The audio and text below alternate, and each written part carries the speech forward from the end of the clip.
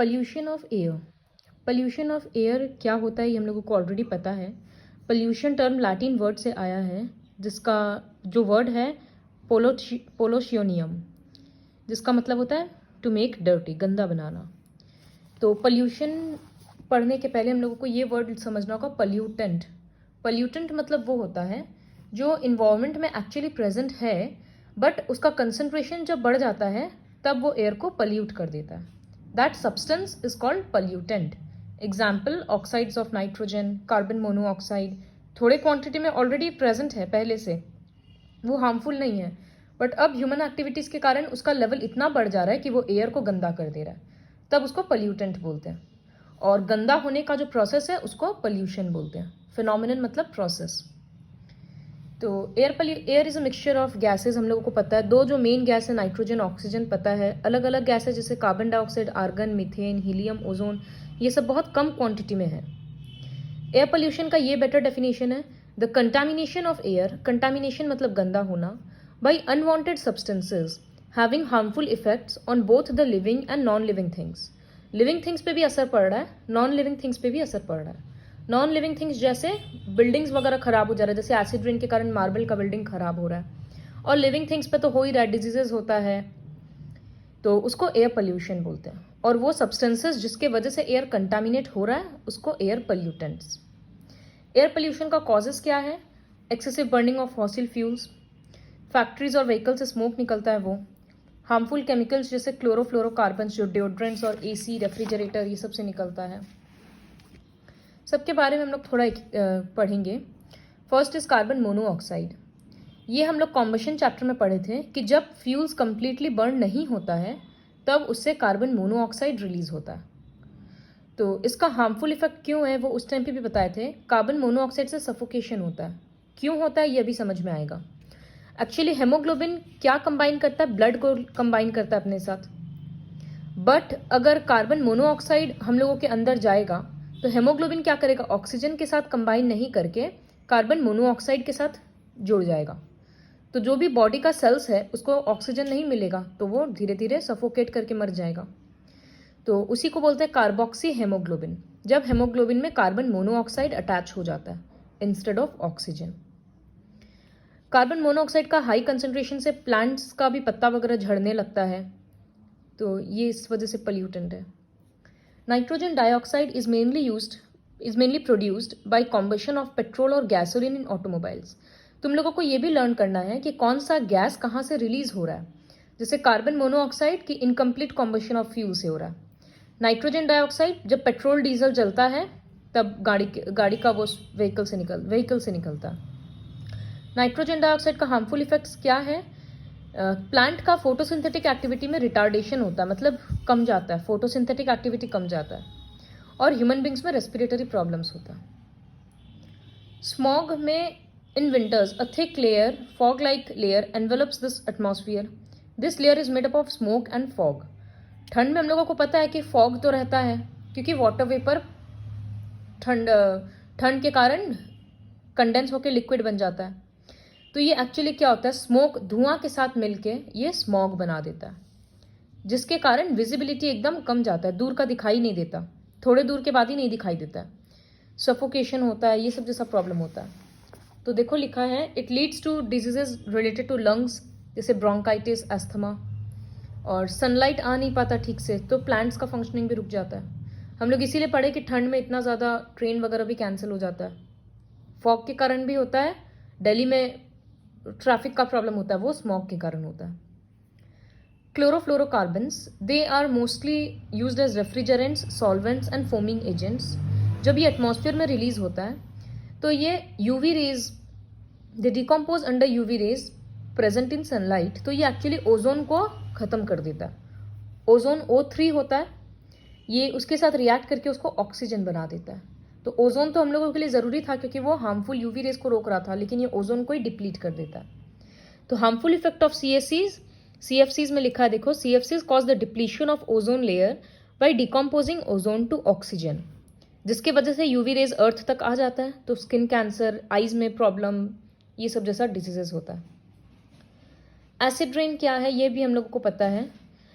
यहाँ लिखा है कि normal rain is slightly acidic, क्योंकि कार्बन डाइऑक्साइड ऑलरेडी प्रेजेंट है, तो पानी जब गिरता है नीचे रेन के फॉर्म में तो वो थोड़ा कार्बन डाइऑक्साइड एब्जॉर्ब कर लेता है, तो इस वजह से वो थोड़ा सा एसिडिक होता है।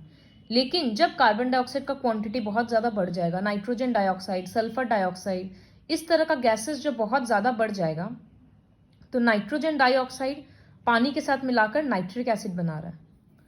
जैसे देखो, उसी तरह से सल्फर डाइऑक्साइड होता है SO2 प्लस पानी में क्या है H2O, ये मिलाकर H2SO4 बनाता है, तो ये सल्फ्यूरिक एसिड बन गया। उसी तरह से nitric oxide NO2, nitrogen dioxide sorry, plus H2O, ये HNO3 नाइट्रिक एसिड बना रहा है, तो ये एसिड बन जा रहा है ये सब, इस वजह से रेन एसिडिक हो जा रहा है। उसका हार्मफुल इफेक्ट्स क्या है? मार्बल और लाइमस्टोन मतलब कैल्शियम कार्बोनेट का जो भी बिल्डिंग्स वगैरह होता है या सामान होता है वो खराब हो जा रहा है, वो येलो हो जाता है क्योंकि वो कॉरोड हो रहा है। इसको मार्बल कैंसर बोलते हैं, तो ये डिसकलरिंग of white marble.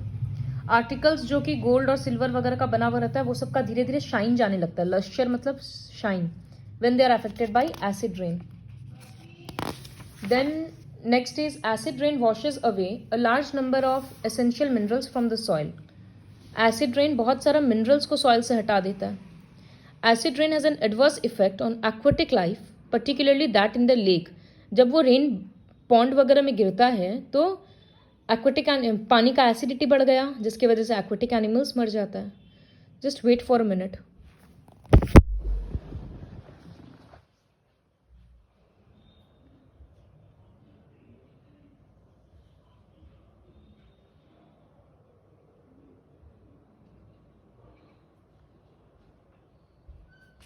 So the next topic is greenhouse effect.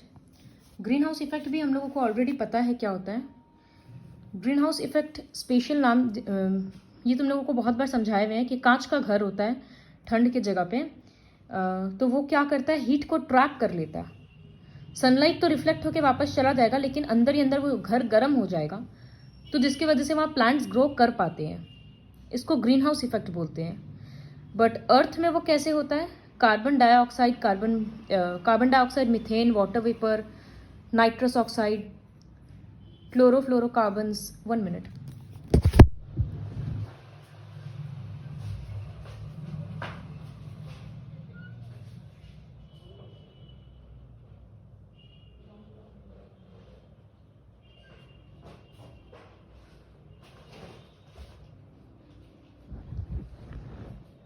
ये सब गैसेस क्या करता है, हीट को ट्रैप कर लेता है और रिलीज नहीं करता है, तो इसके वजह से अर्थ वार्म होते जाता है. इसी को ग्लोबल वार्मिंग बोलते हैं.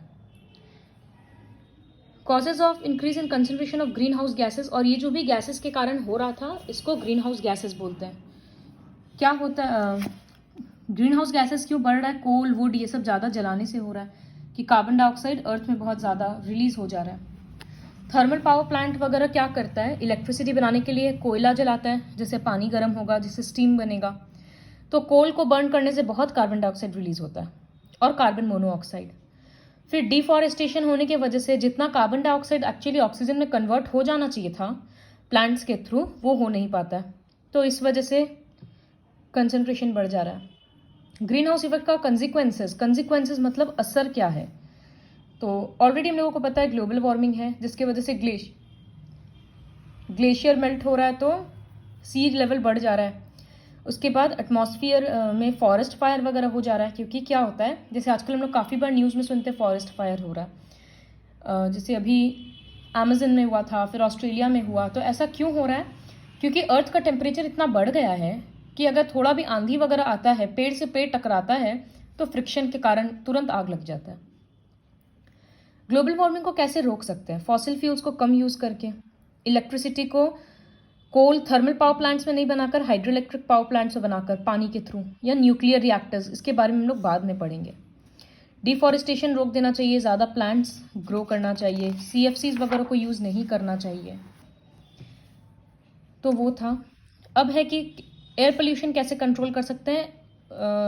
There are 12 methods, but you have to learn only 5 or 6 which you already know basically. Plant more trees, crackers वगैरह को नहीं बंद करना चाहिए दिवाली या किसी भी फेस्टिवल में। Use of unleaded petrol in vehicles, lead बोलकर एक एलिमेंट होता है, तो पेट्रोल में रहने से वो ज़्यादा पोल्यूशन होता है, तो वो नहीं रहना चाहिए। सीएनजी यूज़ करो, सोलर कुकर्स, बायोगैस वगैरह यूज़ करो। फिर use alternative sources of energy instead of conventional sources like solar energy, hydro electricity, ये सब यूज़ करो, विंड एनर्जी यूज़ करो। ऑटोमोबाइल्स का इंजन्स रेगुलरली चेक होना चाहिए क्योंकि पुराना इंजन से ज़्यादा पोल्यूशन क्रिएट होता है। वन महोत्सव जैसा फेस्टिवल सेलिब्रेट करना चाहिए। इस तरह से बहुत सारा मेथड्स है जो लर्न करना है। So this was all about pollution of air.